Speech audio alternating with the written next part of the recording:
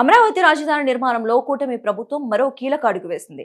రాజధాని గ్రామాల్లో మౌలిక వస్తువుల కల్పనే ధ్యేయంగా మంత్రి నారాయణ, ఎమ్మెల్యే శ్రావణ్ కుమార్ గ్రామ సభలను ప్రారంభించారు. మొదటి రోజు నేలపాడు, మాల్కాపురంలో పర్యటించిన మంత్రి నేరుగా ప్రజల నుంచి అభిప్రాయాలను సేకరించారు.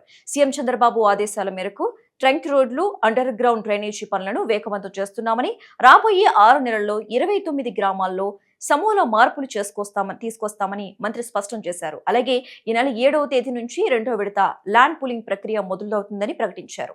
శాసనసభ్యులు శ్రావణ్ అటు నేలపాడు మరియు మల్కాపురం 2 గ్రామాల్లో ఉన్న రైతులతో యాక్చువల్గా ఈరోజు డిస్కస్ చేయడం జరిగింది.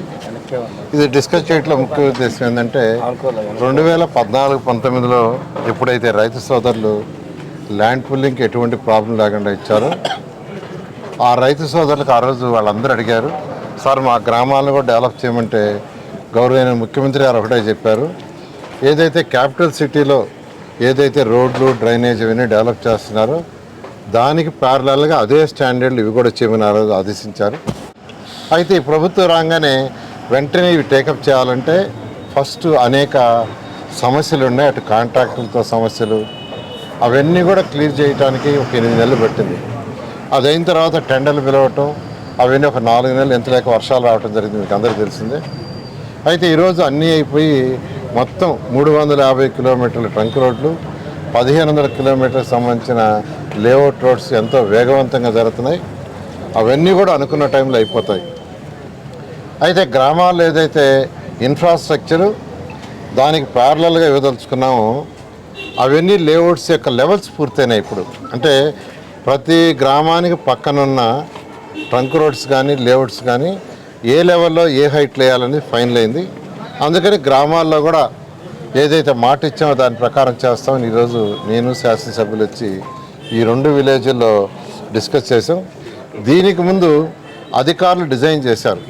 అండర్ గ్రౌండ్ డ్రైనేజ్ కావచ్చు, అంటే ప్రతి ఇంటి నుంచి వచ్చే బాత్రూమ్ నుంచి కానీ, కిచెన్ నుంచి కానీ, టాయిలెట్స్ నుంచి వచ్చే వాటర్ ఓపెన్ డ్రైన్లో పోకుండా అండర్ గ్రౌండ్లో పోయే విధంగా, అదేవిధంగా వర్షాలు వచ్చినప్పుడు వాటర్ పోయేదానికి స్టామ్ వాటర్, రోడ్లు, ఆల్ ఎలక్ట్రికల్ లైన్స్ అవన్నీ కూడా వీలైనంత వరకు కింద పోయే విధంగా డిజైన్ చేశారు.